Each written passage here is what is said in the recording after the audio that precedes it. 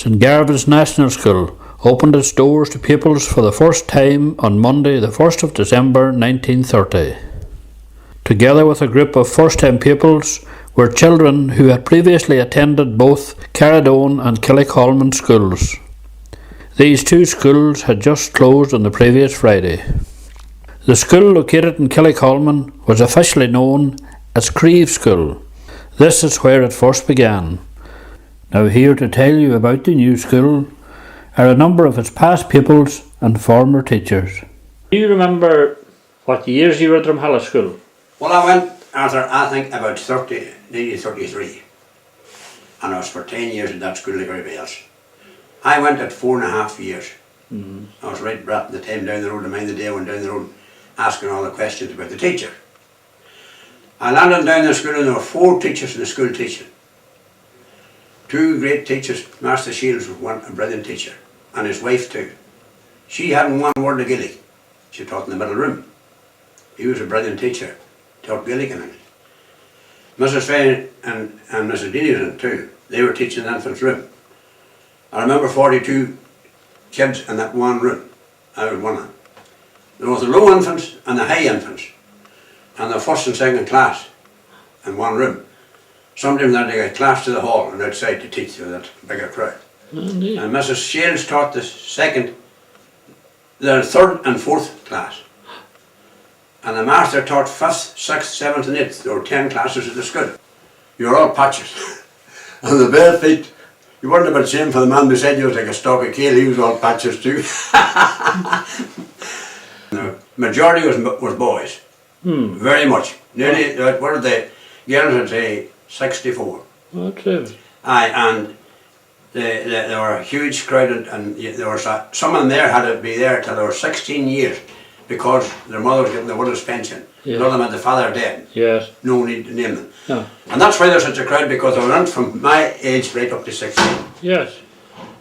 With regard to the balance of population there, with the boys being a lot more numerous than the girls, can you remember any families that had a lot of boys? Well, I was at school with the youngest of these families I'm going to mention now. I wasn't at school with any of the Deanys, the big bullies. But they had 7 sons and only 1 girl, for example. Yes. And Hanlon's had 6 sons and 3 girls. The Patrick Pats, there were none of them at school, but they had 8 sons and 1 girl. And the Kellys of the cottage had 9 sons and 2 girls. And that gives you an example of the volume of boys. The makeup of the... And even for ourselves, we're a lot of younger family. There were 6 boys in our family and 2 girls. Well, do you remember any of the books that you had during your time there in Drumhalla? I think I had a book called the Clonard Reader, and then I had the Knights of KATHLEEN and the Black Cock's Feather. Books like that.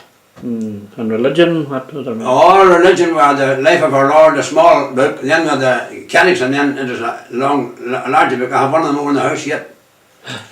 And you had the Bible history as well. And then you had an arithmetic book, and you had a geography, and all for algebra. And you had a Gaelic book, and an English book, and a jotter, and a map, and all that crack in the bag. And everybody had a homemade bag. They couldn't afford to give. They couldn't afford to give the 8pence for a bought one. And my father bought me this satchel when I was 10 years of age. And I kept all my school books. They came with me to England. They came back. And my one great love of school was poetry. And I hand that down to the great teaching of Mrs. Ferry, where she used to make us recite Wee Hughie, the little toy dog. She made us recite My Sweet Little Doll. She made us recite all them, but she also made us do the actions, and she really did. And looking back, she gave me my love for poetry. Yeah. Of course, I came home and then my mother would make me do it, and the brothers would all laugh. So they would. And the sweet little doll, and he said, does any of you know the famous poem that they wrote? And I, did you know? Yeah. I did. I said, yeah, some grandmother told me. And he taught us that White go out, the Brahmo Hughes, the Bar Molev, and Iron Clave. A Renaissance before my girls, Brahmo Creel, Iron Clave. The Horse and Gary at the Vimo House, Owen got half his fay, being son of Rome, Alice of us, St. Glenn, they're talking me. That's say, Glen Bradford's born. The book I have that I like best was the one that was the last Irish book I read before I left school. It was a Slidea, Far's Far. And when we sat for the Irish exam, I read a piece of this and passed no trouble, but as we had no Irish at home, you see, we weren't qualified for the 3 parent. And then I have the other ones. I have a lot of their frails. That was my 5th class English book. Right. And I have, wait a minute, I have got a swordsman of the brigade. That'll be my 6th Yes. book here. And I have all my Bible histories. I have got all my poetry books. I have got Blackcock's Feather, but that belonged to an older brother. And I have, what's this one here? The Book of Stars. Now I really love that book. That's Blackcock's Feather, but that belonged to an older brother. I never read that. I know. And this School and College Arithmetic, that's my last arithmetic. There. He's gone to school, wee Hughie, and him now 4. Sure saw the fright was on him when he left the door. But he took a hand of Annie and a hand of Dan, with his old coat about him. Ach, the poor wee man. He cut the queerest figure, more stout than thin, and trotting right and steady with his wee toes turned in. He was looking, what I call him. Sure my heart was sore. 'Tis lost I am without him, but a bit to go. I followed to the turning of the big turf stack, and the more his feet went forward, sure his head turned back. I followed to the crossroads, then they passed it by. God help him, he was crying, and maybe so was I. So my grandchildren have asked me to let them know how wee Hughie got on. So this is what I wrote for them. Wee Hughie has left the village school. To the academy he is going. And as I watch him go out the door, once more the tears are flowing. With a manly step and head held high, he turns to wave goodbye. Ach, and I'm nearly sure that I can see tears glisten in his eyes. Each night to watch him study hard, at the Irish he excels. He says 'tis university he wants, pray God that he'll do well. Once again I'm at the crossroads, the tears again are flowing. To see my wee Hughie, 'tis to university he's going. After this time my tears fall softly, with so much pride and joy, for all the milestones him and I have passed, myself and my wee boy. Now that he is leaving home, and to his room I go, and matter how hard I try, once again the tears start to flow. Memories fill my poor sad heart of the day he started school, and wonder where the years have gone. Ah, sure, I'm only being a fool. As I see him smartly go out the door, he tells me not to worry, and I know no matter where life takes him, sure he'll still be my wee Hughie. Very good. I started Drumhalla School in 1941. James Kerr and Paddy Deeney, Eddie SHOUVLIN, William Leachy, Charlie Ferry, Paddy Ferry, Don Gallagher. Everybody all came in our class. The best time was when you come home from school, you had crack fighting and everything else. Come home from school. But when we come home in the evening and we would hardly have time to do the homework, we used to get Jerry Ferry to do it sometimes, and Mary would do the homework for us. So we could, but a lot of times when you come home you'll be gathering spuds, or if there's the harvest time. And all summer then, when you were at school, you'd be in the bare feet up to October. And what can you remember about the language, the Irish language? The Irish language, there was a prize for speaking Irish, you understand, after I started school. I was too young. I won it the first year myself, Joe and John.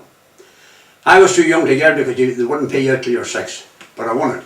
And every year after that, we were the only family ever won it. We won it every year at school. But fair play to Mary Ferry over there, she won it one year. And Paddy Midgey Doherty won it. And Willie McGarvey got a year. And Grace McLaughlin. Grace Billy, she was a brilliant learner of everything. They won it for speaking Irish. But you had a good grounding in Irish yourself at home. Oh, we had it. You couldn't put us out. We had the Gaelic here from home. We had it just same as people in Bulletin. We had the Gaelic. Well. What was the best check coming into your house, Arthur? My father had the road from Drumhalla there, right up to the top of the hill, and we had more money. Our check was bigger than his contract, and he had to lift about 100 ton between stones and clay and spread on the road. What kind of a number was at the school in your time? Number of pupils? Well, one time, it'd be shortly after I went to school, maybe it could be a year or 2 years, I remember seeing on the board 82 at school. There'd be at school that day.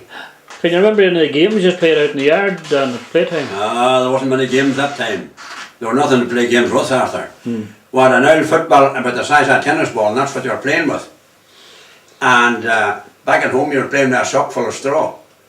And we used to play tag. That was a simple game. You didn't want no equipment for that. And we played high wonders. Everybody held their hand, and then there's people running through called high wonders. Very good. And that was the only game I've seen played. But they used to dance in the hall. Oh. The girls were great dancers. Oh, and the singing, there were some of them girls powerful dancers. And the girls come to be great dancers. The fellas didn't dance, but they'd interrupt the girls dancing all right. What about school holidays, John? Well, the school didn't close till after the regatta, and that would have been to suit the harvest, young ones working at the harvest. Then in October, around October time, then you're allowed to take 10 days gathering spuds and working on the land. And one time then during the war, there was bad years too, very bad years, everything to help the lame dog over the ditch. And there were poverty and everything, rank poverty. And there was no coal, was the other one. And the priest, Father Boyle, ordered Master Garrett to get a bank of turf and cut it, and get some 2 men to cut it, which he did. And then he got the scholars all up then to spread it and foot it, which he did, and it worked out all right. The inspector come to the school one day, and he got them all to write an essay on the school, about their school. And this girl wrote, the best thing about the school is the days we used to go up to the turf, up to the boggles, away from the school all day, and we were spreading turf and footing turf, and we were firing clods and sods and whatnot. So the inspector read it. He come to the master, he got up from the chair. He said, do you mean to tell me that's true? The master says, that is true. Do you mean to tell me, he says, you took kids away from the school, footing turf, away from their education? He says, Father Boyle, he says, is my governor, and I'll do what he says. He told me to come up, he says, because he said there was no turf, there was no way of getting turf, and foot the bank of turf. That'll do, he says. The inspector left the school, going home, and he drove up to Father Boyle, and he asked him, was it true? And Father Boyle said it wasn't, cut the face off him, and he says, what was the kids, he says, going to do? I had no turf, and they're right to worry, he said, and I did tell him. Oh, that's all right, said the inspector, that's all right. But I'll tell you, he was going to, Master Gallar was going to get the works.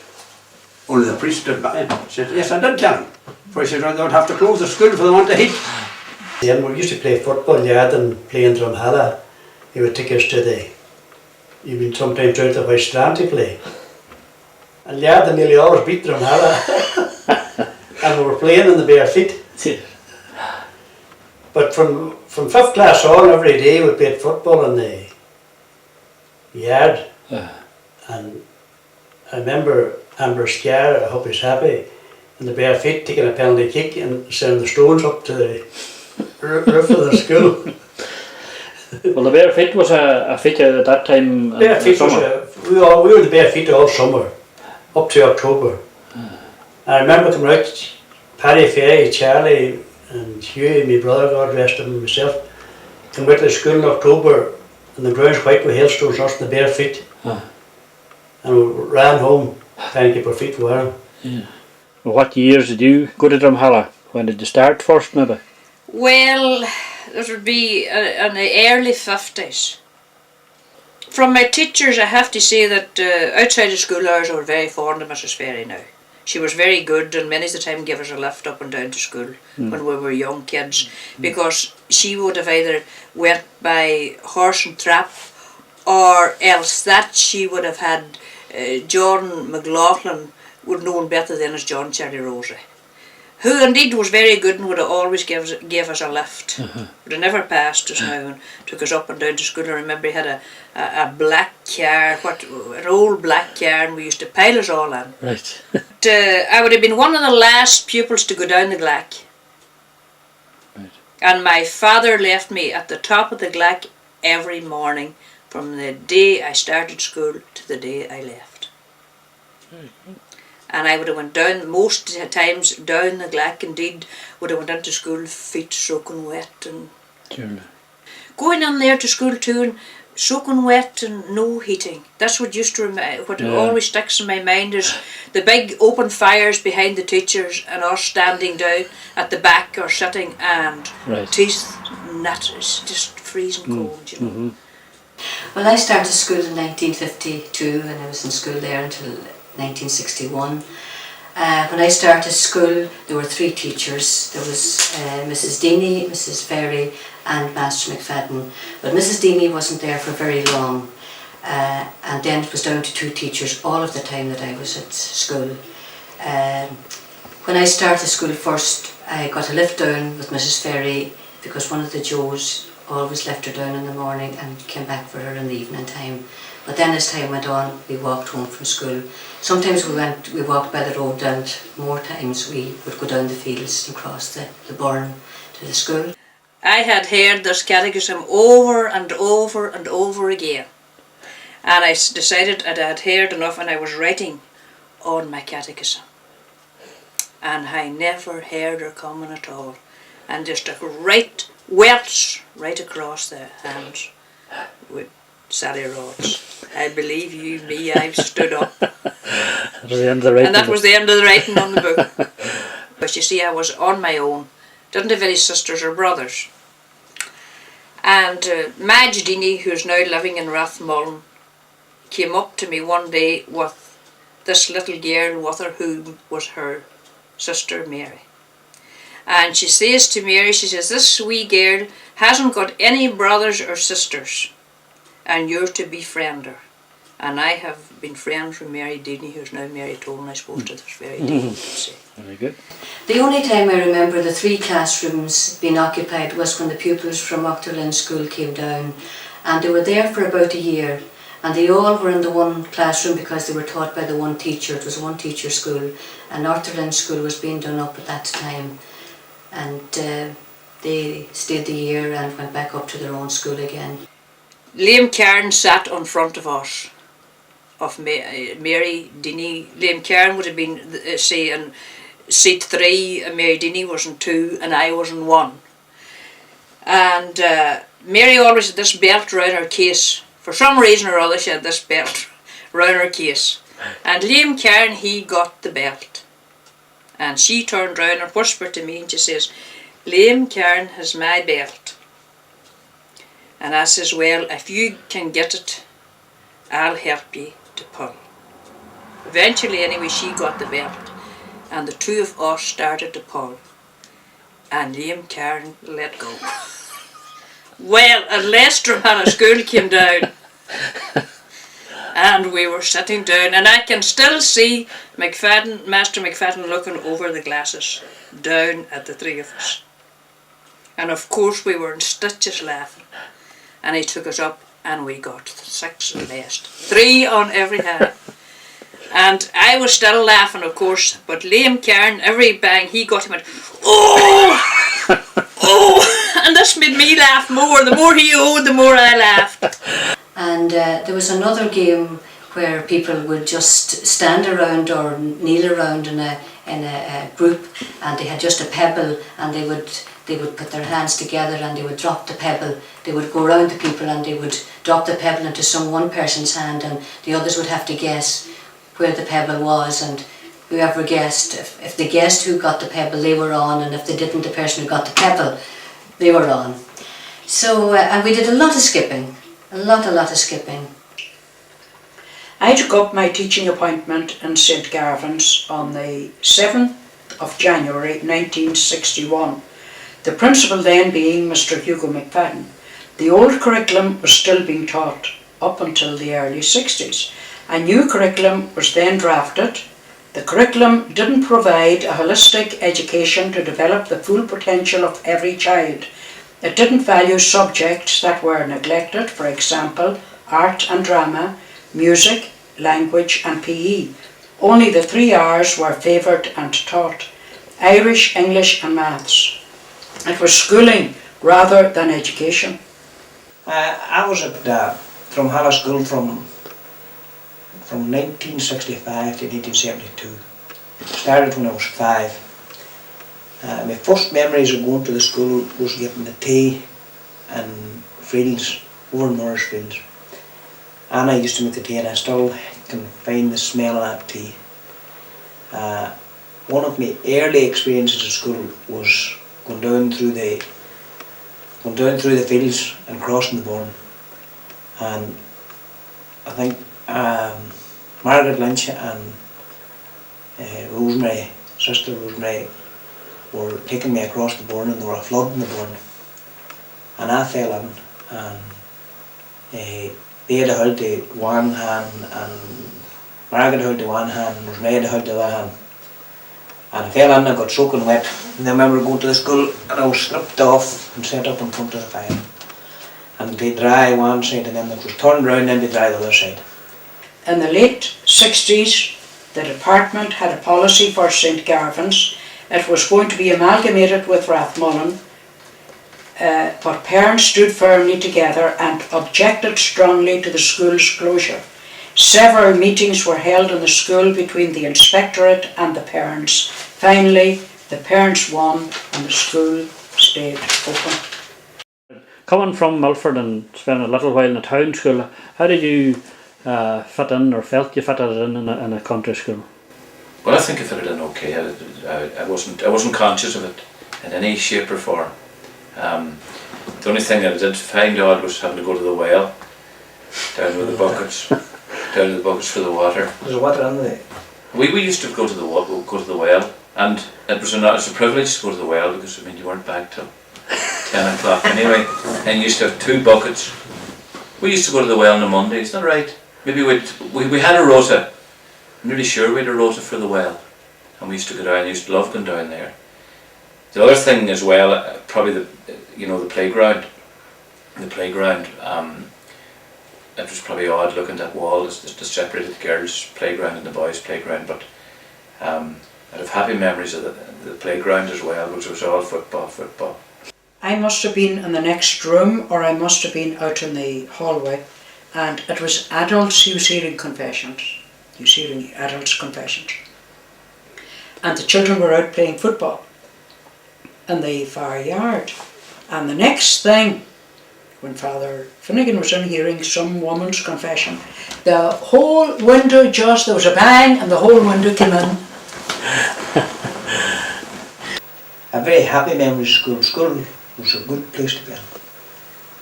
The teachers were Master McFadden and Mrs McGettigan, and I'd say they had a big influence on, certainly in my life anyway, possibly every pupil at that time. Every pupil at that time was, they respected. There was a certain amount of fear, but they had a great respect for them 2 teachers. And it was probably, you got an odd slap, but maybe you deserved it, and it didn't do you any harm. When I went there in 1971, there would have been maybe 40 children there. 61. 61, 40 children there. Now, times then were improving in the country and people started coming back. Parents, families began coming back. The Sheridans came back.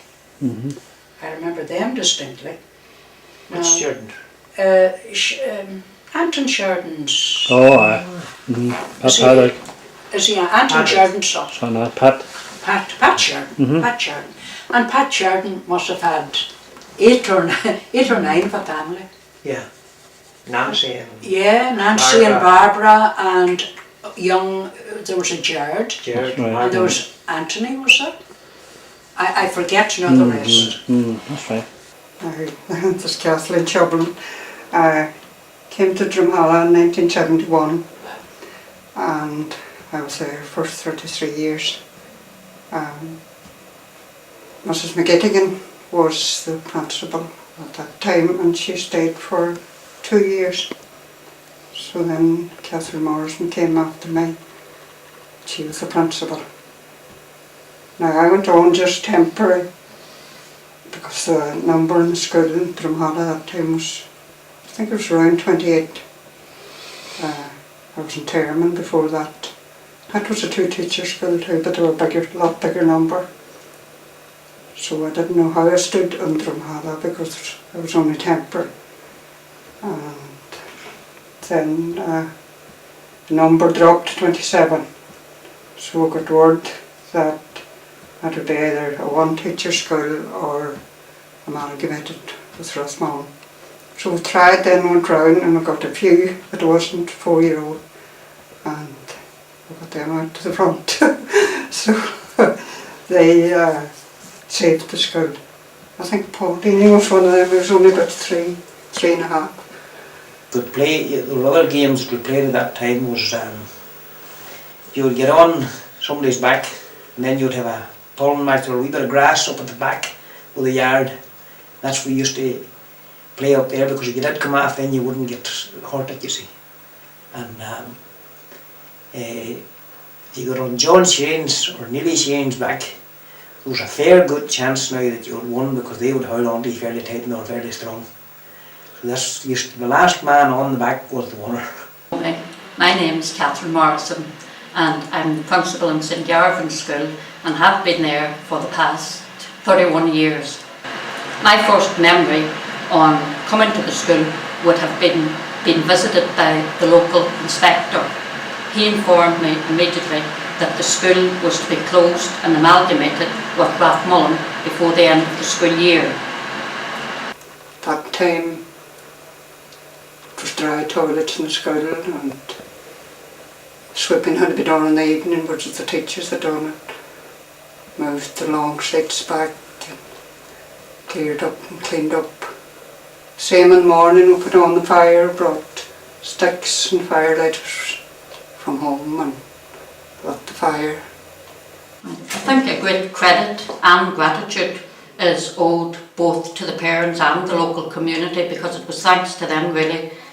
The parents, not only maybe of that time but down through the ages or through the years that I've been in Drumhalla, that the school has remained open. It was through really their fight and determination that the school remained open, and indeed to all the voluntary community that give of their time and others who raised funds to help, I suppose, to make the school what it is today.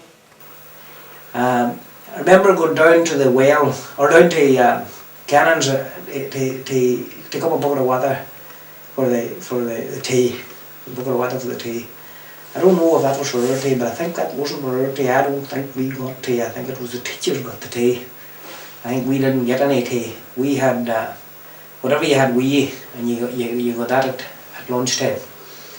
I first began teaching in Drumhalla. The school was very basic. We had 3 classrooms, outside dry toilets, open fires and no running water. The yard was separated by a high wall and the boys played on one side and the girls on the other. And then, I suppose, down through the years, and again, let me say voluntarily, improvements were made to the school. The running water was installed. I think that was the first thing that was installed. And inside, toilets were built, the central heating. the yard was levelled and tarmacadoned, and the 3 classrooms were made into 2. But I remember Mrs. McGettigan was a very, very good teacher, and Master McFadden, I liked them both, and I still to this day would have a fondness for them. And I remember being up playing football for the Cardoon Crusaders. That was a 5-a-side, it was played in the Doctors' League. I remember myself and Michael Lowry and Tom and James, brothers, Tom and James, and Joe Gallagher, over the shoulder. That, I think, Seamus Cairn in the backwood was another player. And we played in the Doctors' League and we won it.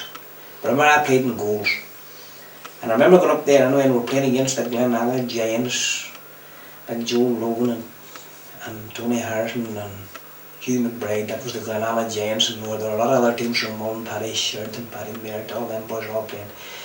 But I remember the master had been there one time, and he mentioned it in the class the next day, and that was a huge big thing for me altogether, to even mention that he was there, and the fact that I saved maybe a goal or something. But we won the Doctors' League, and I mean, we used to go up there in the back of Lowry's tractor every Sunday to play in that. And we got a Celtic jersey for playing it. When I arrived in Drumhalla, I had no means of transport of my own, and I stayed in Denny's of Enniskillen, and I walked to and from school, as did all the children at that time. In the early days of school, there was no, like what you would have now, getting dropped off. Every day we walked home and back. We got as far as Tony Calls, and probably went across the fields and across the burn. A lot of times you go down to the burn, and because of the amount of rain there would have been, you wouldn't go over it. Or if you did get over it, the wellies would be full. Then towards the time, when I was leaving, Tony Call's boys would have been starting, Johnny and Joseph. We would have been left over with Tony many a morning then. One great change maybe in my lifetime has been the number of visitors that call to the school. I think maybe that these, not alone people forget about the teachers, but that these have benefited the teachers as well as the children. 30 odd years ago, maybe from one end of the school year to the next, you might see nobody at all, no visitors at all called, whereas at present hardly a day passes without somebody calling to the school. I suppose that leading on from that would be the point that, as we're only a 2-teacher school, that the pupils had the same teacher for over 4 years, whereas nowadays you have a learning support calls to the school twice a week, a rural coordinator calls 1 day a week, and also from time to time, at various times, different professionals come to the school 1 day a week for maybe a 6 to 7 weeks course. For example, this year alone, the children had a course on music, cookery, pottery, basket making and drama. Now these would only be, I'm talking about inside of school. As well as that, the children attend many classes outside, or courses rather, outside of school, particularly since the appointment of the rural coordinator. And to me anyway, these certainly have expanded the knowledge of the children to the outside world. Recently, just a past pupil said to me that when they were at school they got nowhere, and now the kids never seem to be in school at all. The numbers at school at that time, I wouldn't be all that sure in my early times, but I do know when we finished there, they had maybe a baby boom about Largan around that time. There was about close on 50 people, maybe 49 up to 52 when I was finishing at about 6th class, I think, at that stage.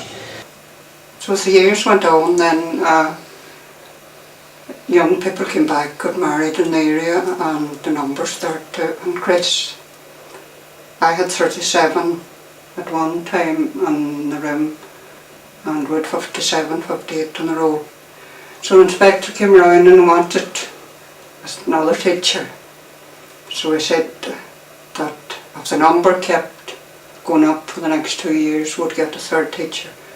But then when I went round and took the numbers, he discovered that it wouldn't last. So Indeed, one of the things that I would definitely have to say when I moved on to the convent in Ulford, Mrs. Morrison, the teaching that gives was invaluable to us. The first year there, because of such a good grounding we got, I found it anyway quite easy, because she had done so well with us. When did you come to Drumhalla School? Started there from 80, I think it was 86 to 94.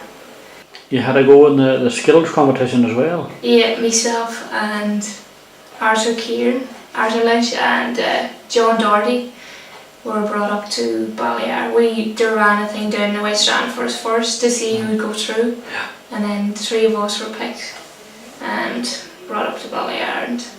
And we made, I'm not sure how the boys did now. I think they done pretty good. We done good for our first time, so Yeah. I think we're pretty happy with it, you know. Right.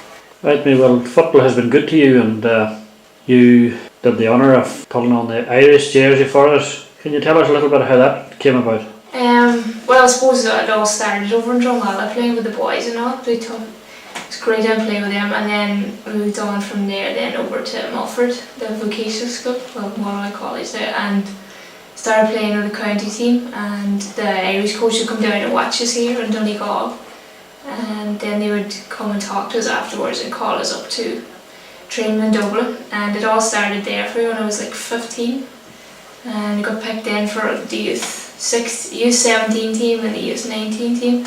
And then I moved on to senior level like 2 or 3 years ago, so it's going good, and I'm maybe over 30 caps now at the minute and like 10 goals, so Good. enjoying it. So hopefully do more and more and eventually maybe get into the senior team and get a starting position on that team. So Absolutely.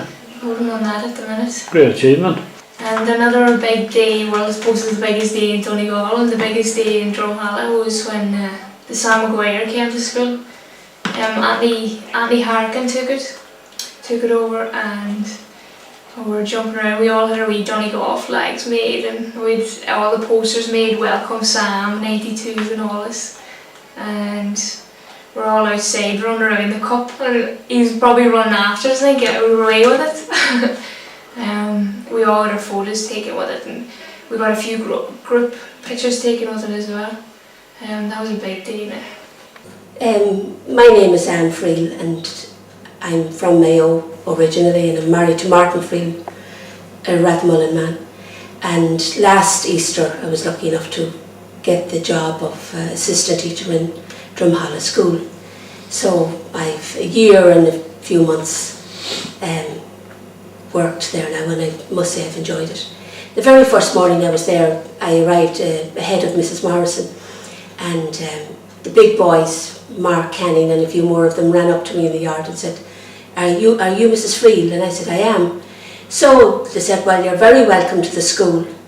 And I thought that was nice of young lads to take the initiative, you know, and they could have just viewed me from a distance and made up their minds one way or the other. But I thought it was very nice of them to, you know, make themselves known to me and to say I was welcome. One big change that I see now from now to that time is when we were coming from school, there was a huge crowd. You'd meet a lot of people. You know, when you'd be coming up there, if you weren't crossing the border, if you were going a long way and you were going up Drumhalla Road and coming round the Crawford's Crossroads, you'd always see Joe Gallagher out, and you'd see Eddie Gallagher or Bridget or Mary or Daniel, somebody would be knocking about, and you'd come over then. The Christies, if they were home, would be about. Come on over there, you nearly always see Anthony call. Then you can go and see Pat Lynch or Auntie Maggie. And you'd see Eddie Neely would be out all the time, and Maggie Dinny would be tip top. You'd always say you're tip top. And Hannah Mickey, Mary Call, Neil Mickey. You'd see Johnny Rosie then and all down, yeah, we used to knock down the field then, but every day you'll come and you see them people. And you walk to school every day, but every day you see them people. One thing that amazed me, and when I compare, say, Drumhalla with my other schools, and which were big town schools and some city schools, is the sense of parental ownership. Same other big schools, in big schools, you know, if there's a fundraiser on, a corps or a committee would take over and it would be done maybe, you know, almost by remote control. But I noticed last year there was a fundraiser, this sports day, and every last family took part in it, you know, and there was a great sense of, it was for our school, it was, you know, everybody was involved, just absolutely everybody, and there was a great sense of pride about the school. Right, when I began teaching in Drumhalla on the rolls we had 24. This, as far as I remember, well, I know it did peak to 65. The exact year I can't remember, I think it was sometime in the 80s. And incidentally, at that time, 68 was the number for a third teacher, which we never really managed to get the other 3. But just to also maybe say that our current role, or the role for this coming year, is once again 24. The only great difference is back 31 years ago, when we had 24 on roll, the school was in for amalgamation, but thankfully the policy of the government, or the Department of Education rather, of the time is that they are all in favour of 2 teacher schools remaining open. They see the school as should have always been seen, the centre of the community, and that once the school goes, the community goes as well. Drumhalla School has always a great reputation. I remember chatting to Denny Gorman in the Tech in Milford, and Denny Gorman always told me that the pupils out of Drumhalla School were always very well prepared. As for the future to the school, well, the main thing would be that, not only do I hope, but I could guarantee that the school will remain open, and hopefully it will, because it is, as I've already said, the centre of the community, and long may it continue to be so. There are certain ideas that, as I suppose not only myself but the Board of Management have in the pipeline, and hopefully before I retire these may come to fruition. Slán agus bannacht.